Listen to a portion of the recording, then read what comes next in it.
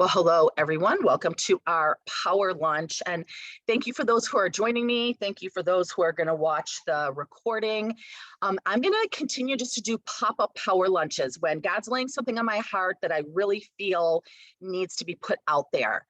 When I started doing power lunches every Wednesday, we were in a time period this last seminar year that, we had to figure out the virtual and the in-person piece and provide all the tools and resources so that each consultant could decide what her hybrid looked like. See, before the pandemic, it was all in person, right? So that was all of our resources. And then when we went into the pandemic, it was all virtual because that's all that we could do. Depending on where you live, things opened up. So some people had more of a in-person business, some had more of a virtual business, just by the nature of either season of life they were in or the geographic part of the country. Well, now everyone gets to decide how much virtual, how much in person. And honestly, it's taken a minute. It took me a minute to make sure that we have all the resources for someone to do a perfect start in person, a perfect start on Zoom, a perfect start in Post My Party, and then a power start. And I highly recommend that everyone does a power start in each of those arenas and figure out where your sweet spot is so that you're playing your strong suit the most, but you're not missing out on the benefits of the other pieces, if that makes sense. And with your new consultants, it's the same thing. Start with some are going to want to start their perfect start just virtual. But then I'm going to say, okay, the next perfect start, your power start, like we need to do it in person. And then we need to do, if your virtual is Post My Party, Facebook, then we need a Zoom, because Zoom's different than a Facebook Post My Party than is in person. But the videos that we have on the playlist, Full Circle Skincare, take care of all of those. So I feel like with all the power lunches we've done over the last 9 months, everything is on YouTube and on my website that someone needs as a resource. So the only thing holding them back from moving forward is their willingness then to make use of the resources. So now power lunches I'm seeing as an opportunity for me to get in front of you for things that I want to record, because if I'm going to record something, I might as well have live people in front of me. And the things that I record are messages that I believe are important for our area and Mary Kay at this point in time. And so what I am going to be sharing with you today, I had posted this podcast 6 days ago, so June 1st, on my Facebook fan page. But if this is way past the point to scroll back, you can simply go on to where you get your podcast. I mean, I get mine because I have an iPhone under Apple, but if you have an Android, you have a place to go get your podcast. Craig Groeschel is easy to find, and it's his 130 is the number of this edition, and it's the one mindset you need to succeed, the most important mindset you need to succeed. Craig Groeschel does tons of podcasts and trainings on leadership. And if he feels like this is the most important mindset to succeed, like that's something to pay attention to. And if you don't know, you don't have any experience with Craig Groeschel, just take my word for it. Like that's a big statement from him, the most important mindset you need to succeed. So I encourage you after this, if you haven't, to listen to that. You can go right now to my YouTube after we get done on June 1st, and I've posted it, but you could find it on YouTube, again, on Apple or Android podcast. So that I want you after this to listen to this yourself. If you haven't already heard it, Mary Kay always told us we had to listen to something 7 times. And she told us to listen to, it was a cassette back then, and it was a CD, and then it was a flash drive, download, now it could be a podcast, but to be listening to something every single day. And I always knew when I traveled, when someone picked me up at the airport, if there was cassettes all over the floor of their car, I knew that I was working with someone who was serious about being successful in their Mary Kay business. Because one, they were playing by the Mary Kay Ash rules of the game, but two, they saw the importance of being a lifelong learner and continuing to retrain your mind. Part of that is transformation that's going to come from the Lord, and that's an ongoing process, and it's supposed to be ongoing and flowing. But professionally also, the school is never out for the pro. And the first time you listen to something, I listened to this podcast in early May. And when I listened to it, I mean, I was on a walk and I wanted to stop for note and put notes on my phone, but then I'm like, I'm going to listen to it again. I listened to it for the fourth time this morning.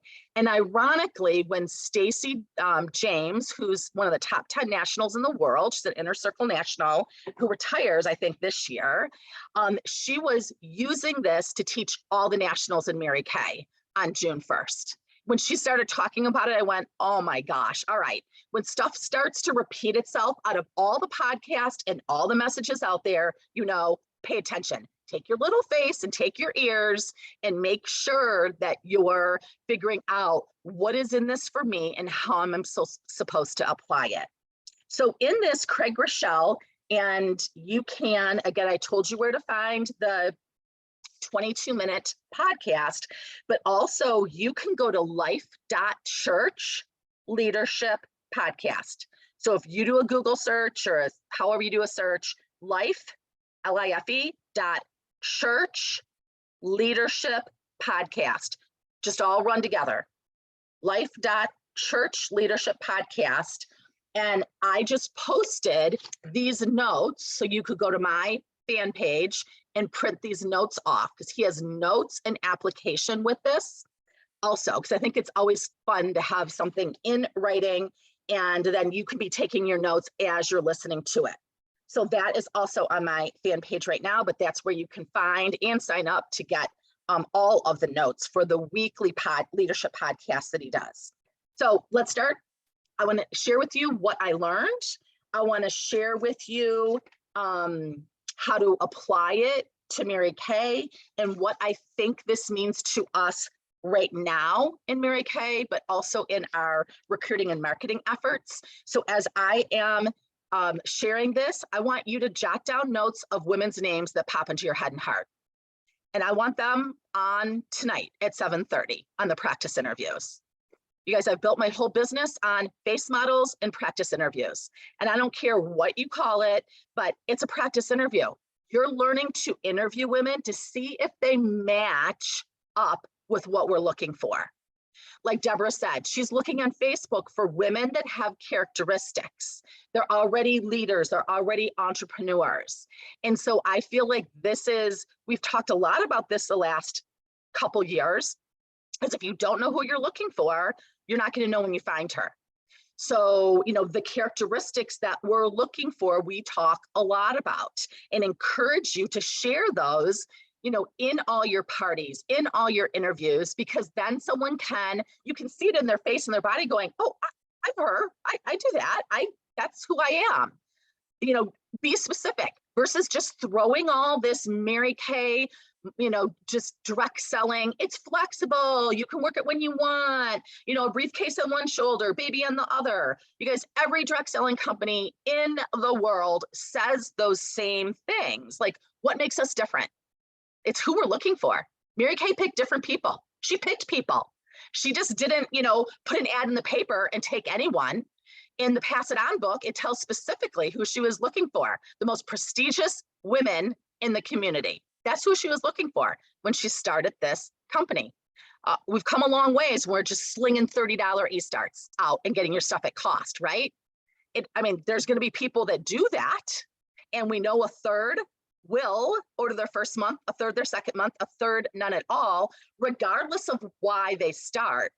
But I will tell you, the third that gets started their first month and second month, if you have shared the characteristics and are looking for what we're going to talk about today, Gen 1 and Gen 2 leaders, that you are going to get to your goals faster. You are going to be less frustrated with the pace at which people are moving, because you don't have to teach them how to go from Gen 3 in their life and other arenas of their life when we need Gen 2 and Gen 1 leadership in Mary Kay right now.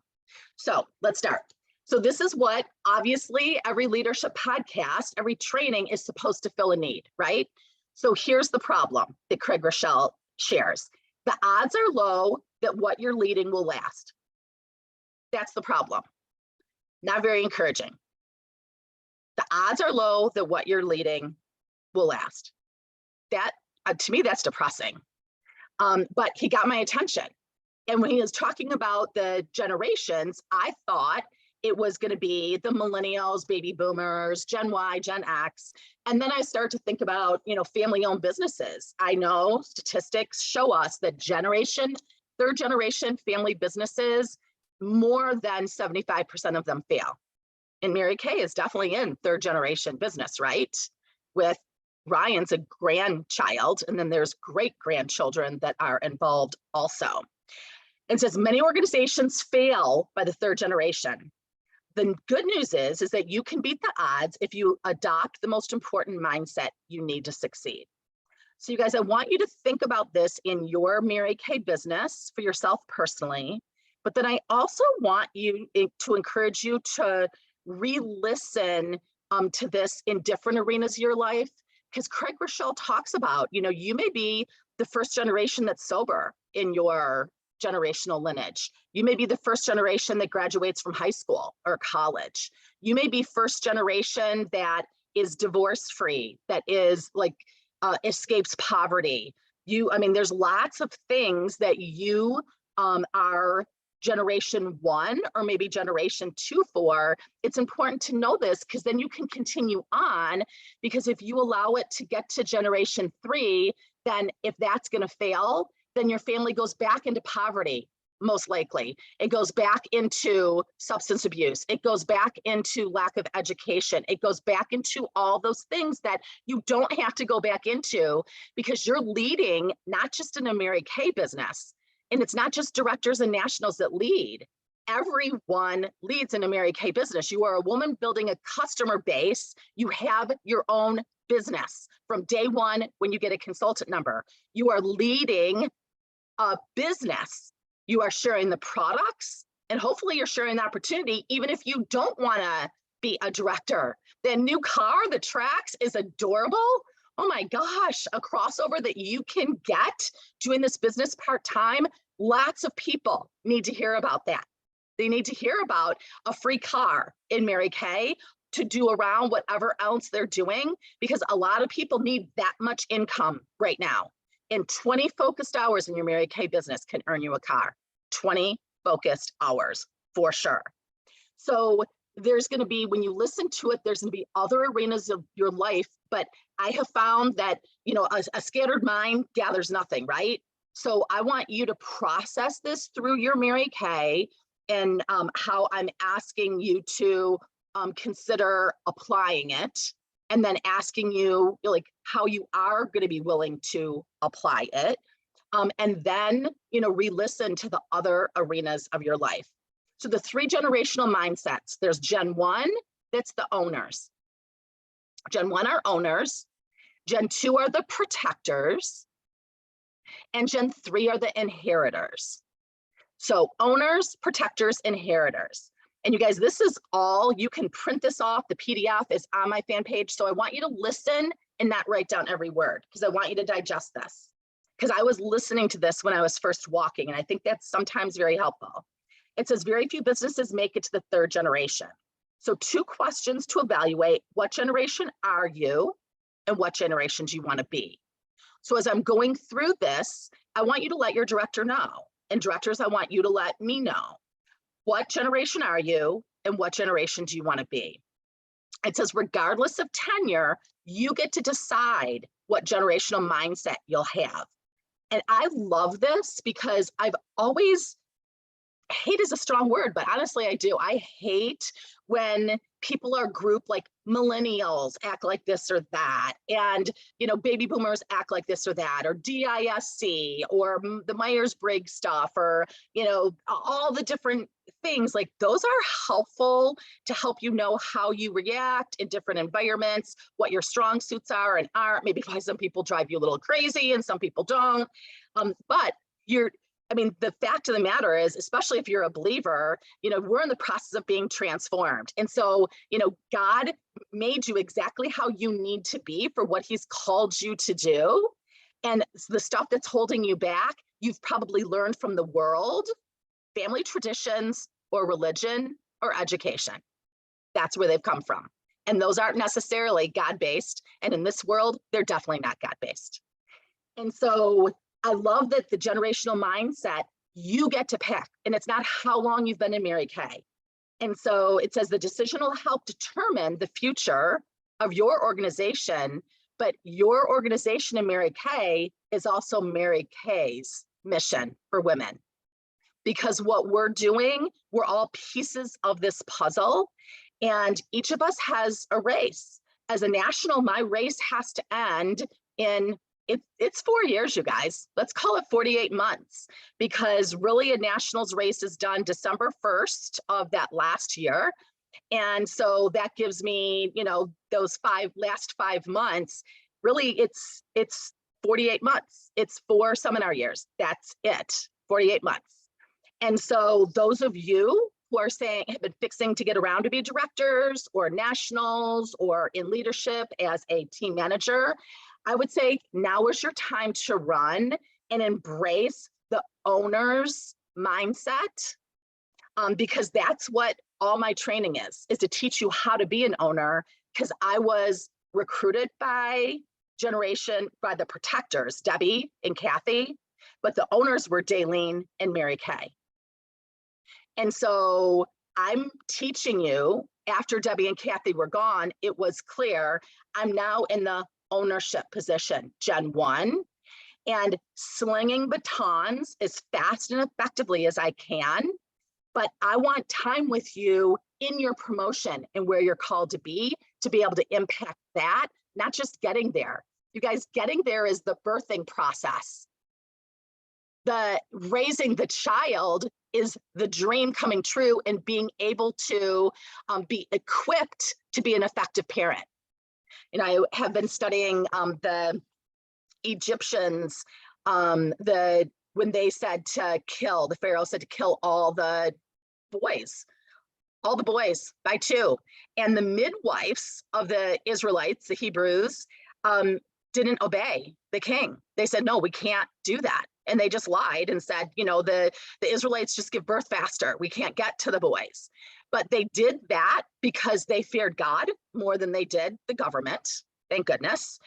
They were God-fearing women. But I was thinking a lot about it because with Alden, she has told me more about the midwives than the doctors have shared with her. Because the midwives are telling you, this is what it's going to be like. This is what pregnancy's like. This is what to be prepared for. And you guys, the midwife is the one that's talking you through stuff and becomes your coach. It is not the doctor that is coaching this baby out of you. It is midwives. And in Mary Kay, your directors and nationals are midwives for your dreams. We know how to get from here to there. And you can sit there in your, process of getting the dream out and tell the coach, no, I can't push right now. It hurts too much. I'm not going to push. I'm not going to push. And they're saying, you have to push. So it may be your coach may tell you something that's very countercultural to what feels right, because you've never gotten a baby out of your body before. You've never gotten a dream this size. But when a dream needs to be born, God provides the midwives for it. And we need the owners, we need women of owner mentality. And you can be a midwife and not be a director. You just have to have the mindset of encouraging that woman to play by the Mary Kay rules of the game, to do your numbers, to do, all the things, and point her to your director and your national. So let's go Gen 1 mindset. Gen 1 leaders are overcomers. They're disruptors and they're owners. You guys, whose women's names right now? Like, think of names who are overcomers, who are disruptors, who are owners. They start with almost nothing and they build something special. And you guys, this could be ministry, this could be volunteer, this could be, you know, in any realm. They start with almost nothing and build something special. They feel personally responsible for the success of the organization. They made serious sacrifices to make it what it is today. Owners think higher, see broader, and care deeper. You guys, I don't want you writing these words down. I want you to think of women that this triggers. Who are the women that think higher, see broader, care deeper in your life, in your circle of influence? The weaknesses of Gen 1 are that they're vulnerable to getting stuck in the past and they have a hard time letting go. Identifying Gen 1 weaknesses early is important because what Gen 1 does or doesn't do determines the potential success of future generations. And that's where I'm at. Like I am so clear that this is not about me. I want women for the next 60 years to have exactly what I've had in Mary Kay, but I'm now living in a time period where we have Gen 2 mindset and Gen 3 mindset. Gen 2 mindset leaders are protectors. They didn't start the organization, but they entered early enough to appreciate and respect the sacrifices of Gen 1. Because of this, Gen 2 feels responsible to preserve and protect what's built. That's many of you. Unlike Gen 1, Gen 2 focuses on the fact that they have something to lose. Gen 1 didn't have anything to lose. Gen 2 has something to lose, so they're generally more risk adverse because they're afraid to mess things up. I see them as playing not to win or playing not to lose versus playing to win. Very different. Gen 2s, they're playing not to lose what they have versus playing to win. And Gen 3 are squanders. They often blow it, but it doesn't have to be that way. Through no fault of their own, Gen 3 started on third base. They've always had the benefits of success without putting in the work to create the success. They did it, and you guys, you hear me talk about this all the time. You know, I didn't have a cell phone. I didn't have the internet. I didn't have Mary Kay in touch. I could not talk to nationals. I could not talk to my director except for once a month because of how expensive communication was on telephones. Gen 3, they didn't learn good lessons from the hard times. Unfortunately, the trajectory of Gen 3 drifts towards entitlement. But again, it doesn't have to be this way. Gen 3 has lots of opportunity. They can thrive if they approach their Gen 3 resources with a Gen 1 mindset. Rather than being squanderers, Gen 3 become inheritors if they're intentional about cultivating a Gen 1 attitude and commitment to work. And then you guys, this is where this comes in, because by you understanding what we're looking for and what is critical for us to be part of taking this company into the next 60 years, is you have to make sure that your communication is that of Gen 1, okay? Overcoming, disrupting owners versus, you know, you're entitled, you deserve it, you don't have to do anything. Oh, you don't have any money and you don't have any time, but you're not going to do anything about it. That's not okay for a disruptor. That's not okay for an overcomer, and that's not okay for an owner. All right, Debbie said, figure out how to get your money in that account because you're signing up tonight because I can tell that you're supposed to be doing this. Oh yeah, you just like got another credit card and you started this to get out of credit card debt, and oh yeah, you are moving in 17 weeks when your husband becomes a federal agent, but you don't know where, and you're getting married. Oh yeah, you know, she didn't say, oh yeah, you're right, honey, you got a lot going on. You don't need to go to seminar. She's like, oh, thank you for sharing. Thank you for sharing. Okay, get your plane ticket, get your seminar registration, and I'll see you in Dallas. I mean, that's a Gen 1. Do you guys understand what I'm saying? This is a mindset.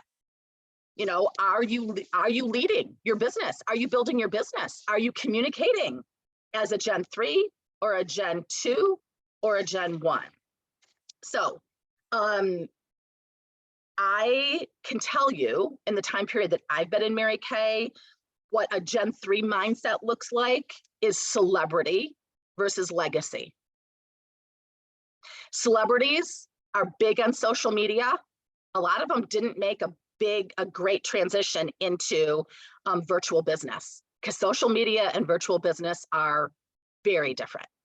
Both of them use technology, but social media is about building your brand and putting attention on you, your life, versus the legacy leaders were always about pointing people to Mary Kay Ash, her story, telling her story, inviting people into her story. Where's your piece in her story?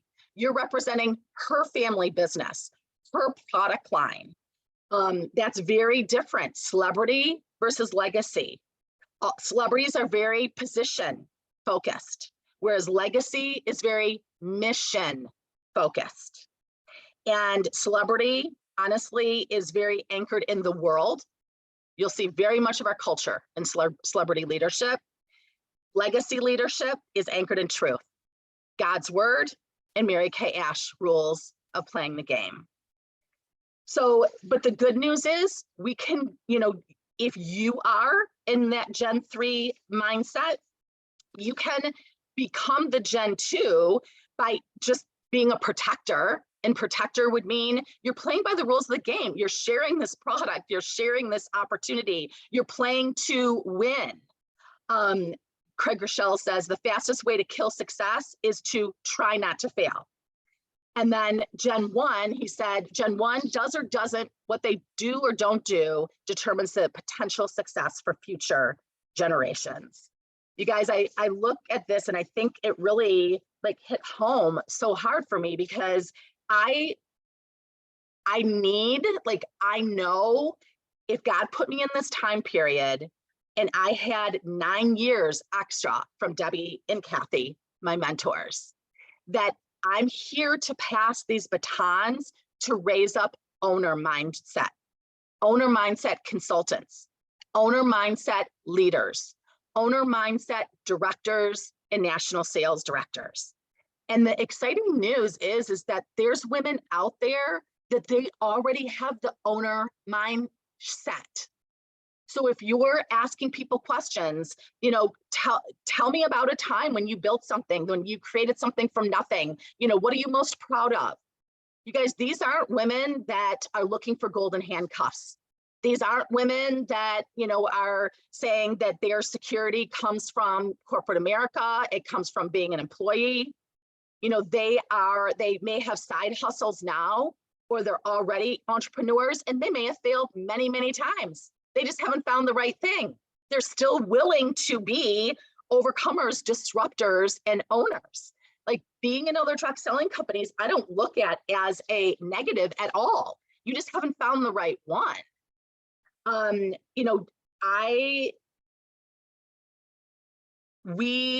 think if we add this generational one mindset to our list of what we're looking for, and what I want you guys to do,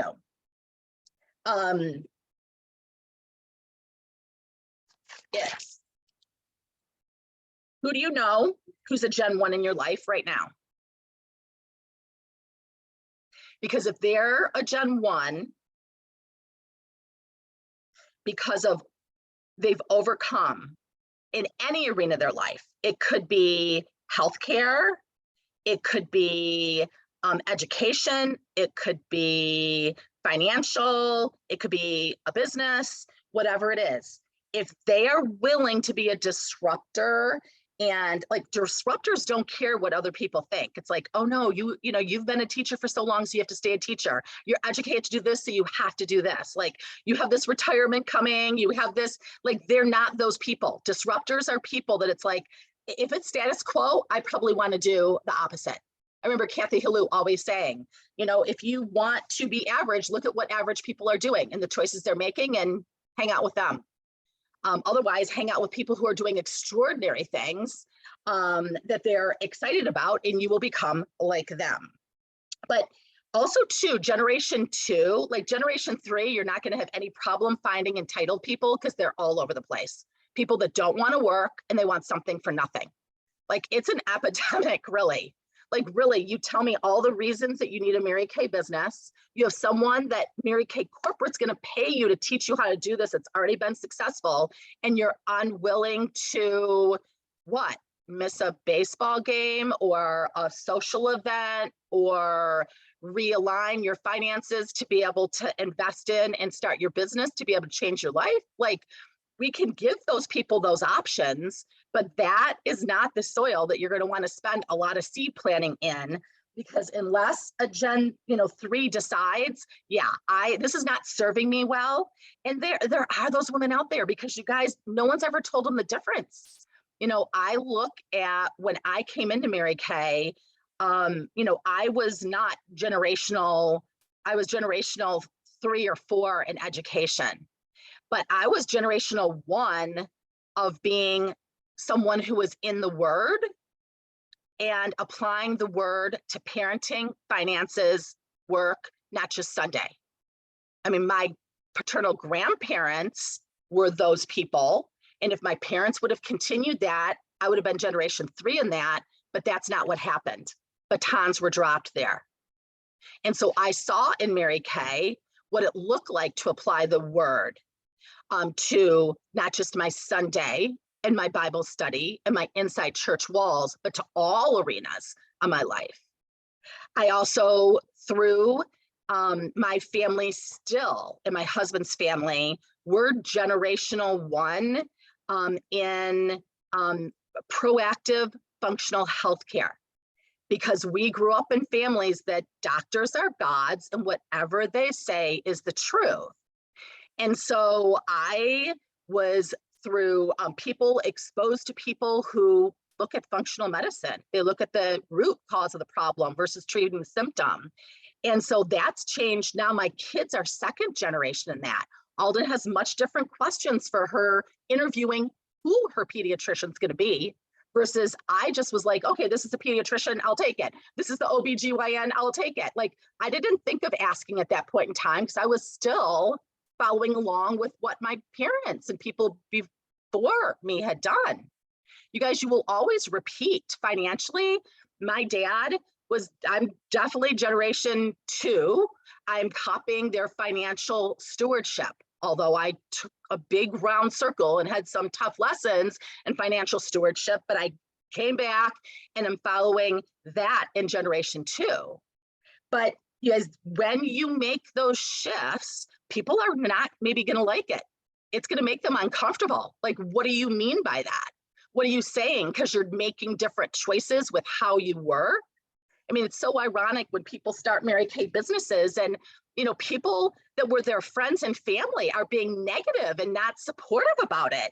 And I always found that that's so hurtful. And why do people do that? If you were going back to school to get your master's in teaching or get your CPA or whatever, like cheering you on, but then you're stopping those things to do your Mary Kay, and they're like, oh my gosh, that's a horrible choice. Like they're undermining it and they're animus about it. Do know that as a Gen 1, an overcomer, disruptor, and an owner, expect that. I wish someone would have told me that. Like, expect that people don't get you.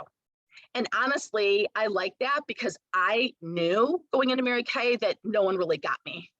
And Mary Kay was the first place that I ever saw women that I wanted to get me and I wanted to be like, because no one ever got me, because I would look around and go, I like this about this group, but not that. This about this group, but not that. This about this group. And it wasn't a preference thing. It was like, I flat out don't fit here at all, but I can fake it enough.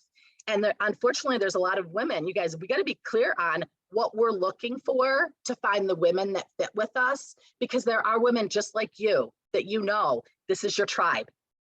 And that comes through a Zoom screen. Obviously in person, I would hope it comes through, or the people don't have a pulse. But on a Zoom screen, it's still, if you are clearly communicating who we are looking for and who we are, you can see people go, oh, wow, this is different than my day job. This is different than my family. They're talking about different things than I hear on the news. They're positive. They're hopeful. They're encouraging. Like, this is real different, but you know what? I want to join them. And you can pay attention to that only if you're communicating out and give them the opportunity. It's just like at a skincare class, you have to teach, fill their needs, and then say which set's best for you and give them the options and do individual closings. Because if you just teach and answer their questions and present, but you don't close, you're a presenter. You're not a consultant. Same thing with opportunity. You are asking questions to fill their needs, sharing information, and then you're recruiting. It's not sharing, it's recruiting. It's a verb, especially if they're Gen 1, Gen 2, or they have the characteristics that we're looking for. So you guys, I do encourage you to listen to this because I want your heads on straight, because I want to know when I'm up there debuting as an emeriti that all the people that I had the opportunity to train are of Gen 1 mindset. Some are going to be consultants, some are going to be directors, and some are going to be nationals. And the ones who are unwilling, I can't do anything about. That's something you learn as a consultant. Not everyone's going to book. Not everyone that books is going to hold. Not everyone that tries a product is going to buy. Not everyone that buys keeps buying. Not everyone that you interview, continues to even starts to do it or continues to do it. People show you their willingness by their choices. And if we do the numbers, we're going to find enough to land where you want to land in this next 48 months. But my job is to put it out there and equip you to be a Gen 1 leader, because we all have a responsibility in protecting this opportunity. We cannot be Gen 3 entitled, this is always going to be there. You guys, it may not always be there. We're debt-free and we're family-owned. I'm so grateful that Ryan, as Gen 3, has taken, he was protecting, and he's been working in Mary Kay for quite a while, but when he stood on that stage in January 2023, let's be clear, he took ownership of it. He went from being a titled third generation, not needing money. When people say I don't need the money, it makes me so sick. But that's why you're not building your Mary Kay business, because that tells me that your focus is on yourself versus other people. He does not need the money. He needs the money less than anyone on the screen times 5 million. He then was a protector going to work, but January of 2023, he became a Generation 1, an owner. And I also believe Kelly Collins coming in, she's coming in an ownership position because she's been at the top in the sales force. She knows how to protect from other companies, but she's now immersed herself in the Mary Kay opportunity, and she's taking ownership of protecting Mary Kay's mission. They're finding the people at corporate. We're finding the people out in the sales force. I'm seeing it happen before my eyes. I'm seeing the new people that come in, the new people that are stepping up into leadership. I'm seeing it happen. Our job is to have our mindset straight, because we can only control our own mindset and our numbers, right? And be able to recognize them when they come in. So you guys, I definitely, when you study this or you already know what, I'm supposed to be one of those directors, then I need you to message your director and me. Giddy on up. Those that are on DIQ right now, you've already made that statement loud and clear, and we are full force running for that. And then those who know they're supposed to be national sales directors, know they're supposed to be trip directors, $1 million directors, $500,000 directors, Cadillac directors, it's giddy up time. And giddy up happens when you embrace that Gen 1. I'm the builder. I'm the owner. I'm the disruptor. I'm having the same mindset that Mary Kay Ash had when her husband died, and she had $5,000 left, and she chose to invest it in us and in this opportunity and in her family's future, versus doing what the accountant and the attorney, a man in her life, in a position that you may say, okay, they know more than I do. You guys, God knows, I don't care how good someone is with knowledge, wisdom beats it every single time. Wisdom always beats knowledge. So I need you guys to let me know, because as we head in to the last 48 months of my business, God laid it on my heart as soon as the pandemic started in 2020 and we sheltered in place. Do not squander this time. Do not squander this time. And I saw people watch Netflix. I saw people wait for things to go back to normal. I saw some people still never, like they waited until we could do everything in person. And, they're neglecting, that when you do everything in person, you limit yourself to time and geographic limitations. That's what my business always was. And I did great with it. I mean, I'd love to see what I could have done adding the virtual in, but that's no longer a limitation. So we get to, again, be wise and figure out what that hybrid is and equip people for that hybrid. But, I just need to know where to work and who to work with. And God makes it clear when you ask him that. When you're frustrated in your business, I will encourage you to go back and evaluate the numbers, because if you're working with the True Mary Kay numbers, you don't have time to get frustrated and disappointed by other people's choices, because there's always someone else. Like, God knows what he called you to. He does. If he called you to be a national, he knows who your 20 directors are. If he called you to be a director, he knows who your 24 people, if you're finishing this month, or 30 people are. He knows it. He knows it. He's just waiting for you to be obedient. And I encourage you to be obedient swiftly, because obedience not swiftly is disobedience. It may be called procrastination because that sounds a little nicer, but there's lack of obedience. I equate to lack of fear of the Lord, and lack of fear of the Lord is scary to me. Fear of the Lord, believe me. I feared people more than God way too much, and that is done. I'm trusting him, what he's called me to. This is Mary Kay, it's his company. Mary Kay, let it be his company. He's going to continue to take care of it as long as his people are being obedient and making the choices, in line with what we know. Mary Kay's success rules, we know. And God's rules, we know. So if we make decisions based on those things, those are generational one choices like Mary Kay Ash made. I guarantee you, we're going to have so much to celebrate in 48 months and all along the way. And because you're committed to be that Gen 1 leader, right now there's women that aren't in our area. They have no idea what seminar even means. I just listened to Nan Stroud on the Director's Bible Study. She was the #1 director in the world for years.